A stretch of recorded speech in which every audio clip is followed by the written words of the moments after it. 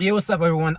Real quick, man, I just want to tap in and talk about, goddamn it, trains of thought. Because, the train of thought that you're writing can either take you into the same lifestyle, can take you into the same self-concept, can take you into the same self that you've been experiencing for years. Now, I don't know about anyone else, but I know that my self-concept was a very limited self-concept, and it was a self-concept based upon what other people told me about myself that I identified with as far as words, emotions, and, things that other people projected on me when I was younger.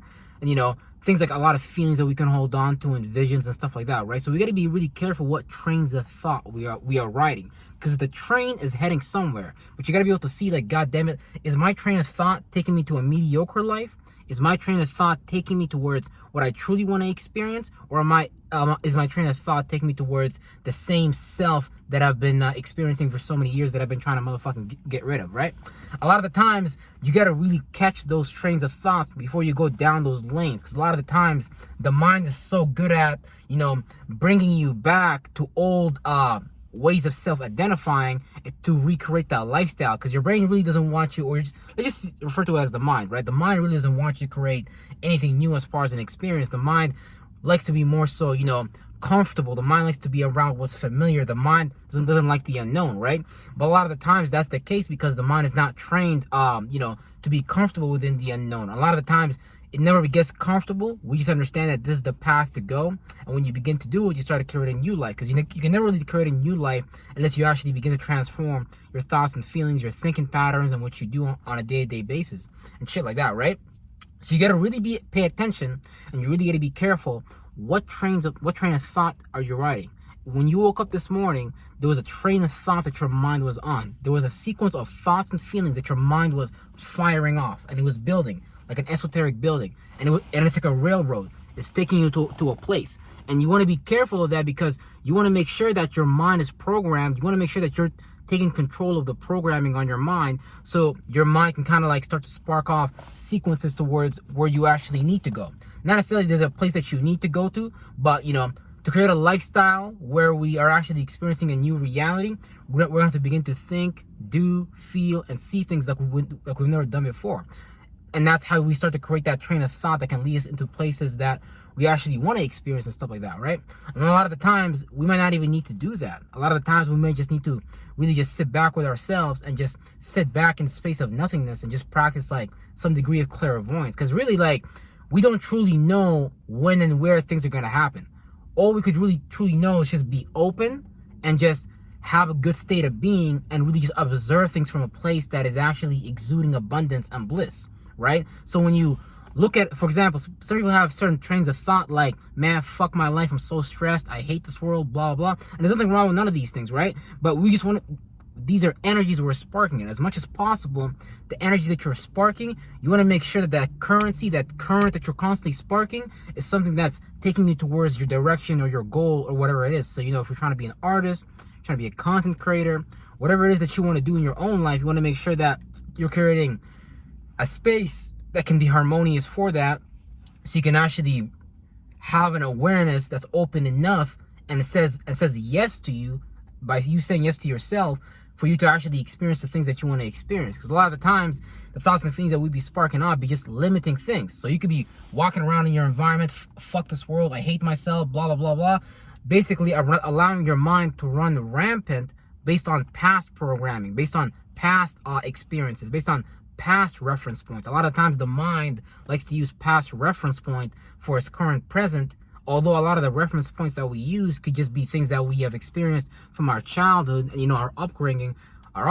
So for the most part, that could be negative or positive, and then your mind is going to use that as a reference point to live life through. So if you had a negative experience, you might like look at everything negatively. There could be something for your environment, man. There might be $500 on the floor, man. There could be like, you might have won a car, you might have won a house, all types of shit.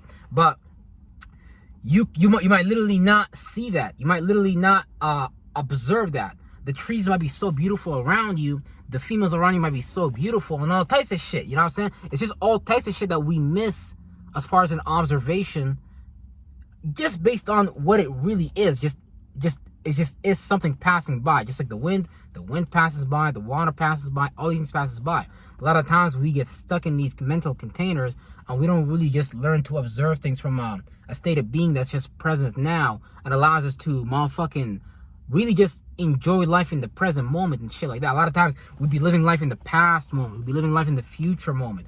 You know, your dad, mom, dad could tell you, hey, you gotta become a doctor, you gotta become a lawyer. And you could just have your mind so set on that as far as, because it's an expectation that might be pulling you and stuff like that. But there might be something right next to you in your peripheral, but you might not see it because we're too busy either living in a past reference point, or sorry, a future reference point, or a past reference point.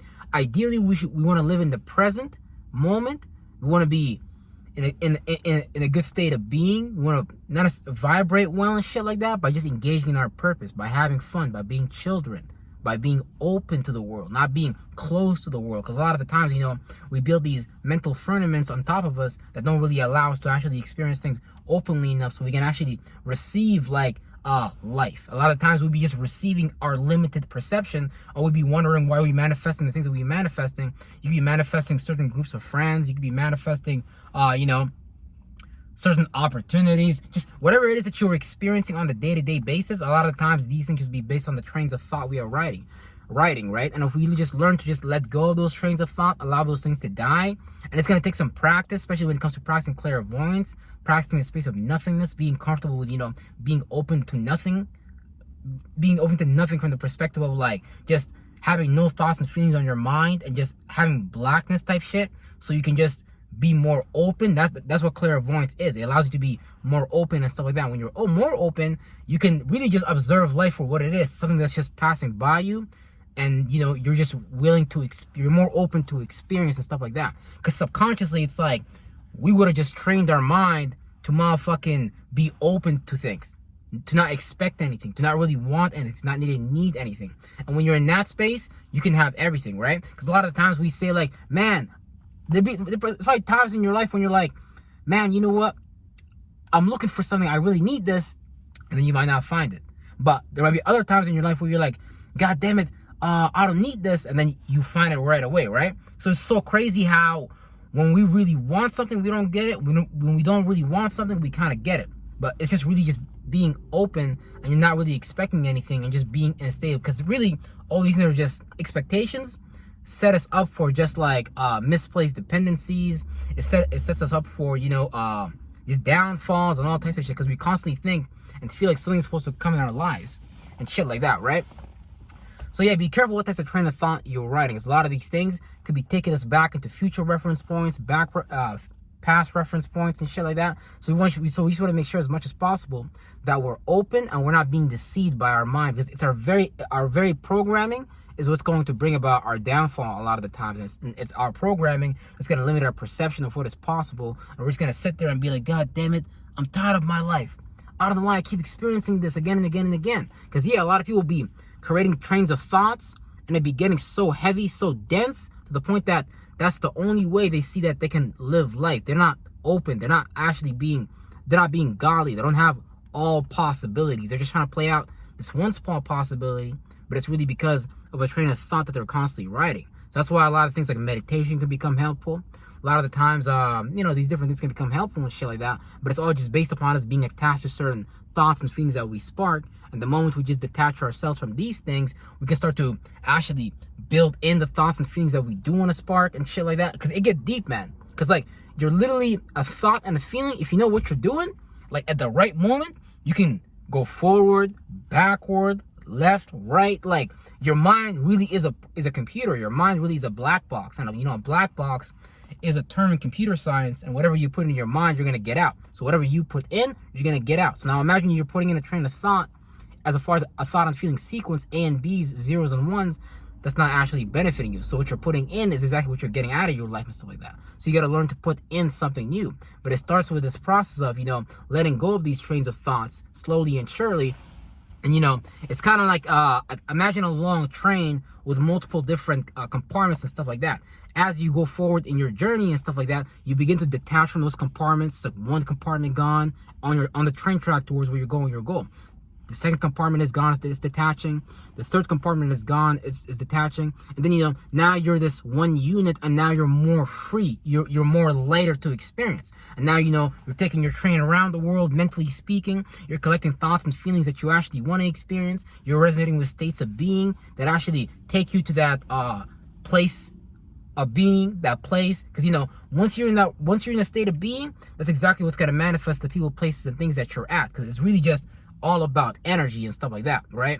A lot of times the people that go to KFC, McDonald's, and I'm not talking down anyway. There's nothing wrong with fast food. Obviously, fast food has its benefits. That's what's called fast food. You stop by, get your burger, do whatever you need to do, blah, blah. But a lot of the times, you know, you could get off work, let's say. You could be on a state of being that's very stressful. And then you could go to McDonald's, let's say McDonald's or Kentucky Fried Chicken, and you can eat a fried chicken, but you don't realize that the alchemy of you being extremely stressed at work and you going to get that Kentucky Fried Chicken, that's going to raise up your cholesterol.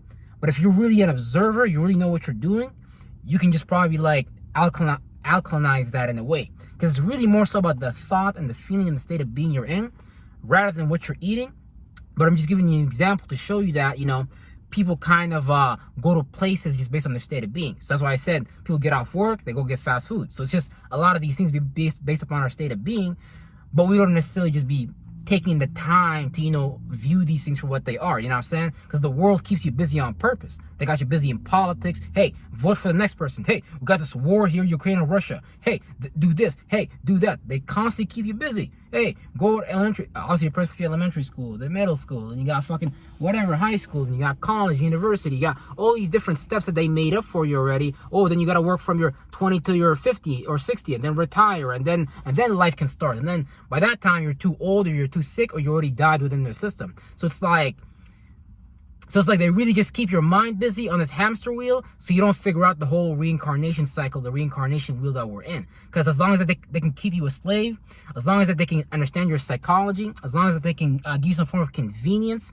some of a coping mechanism, they know that you're constantly going to come back to them, to their systems, to live your life, because people don't have a discipline for themselves. So people are depressed, they must start fucking praying to Jesus and shit like that for help. If people need help with their bills, they might go to the government, parliament, and vote, rather than them taking care of those problems themselves and actually moving themselves to a new standard of living based on the standard that they have agreed upon mentally, as far as the state of being that they resonate with. Because again, your state of being creates your motherfucking life. So be careful what trains of thought you motherfucking right, because your train of thought can take you to fucking destiny, or it can take you to motherfucking hell.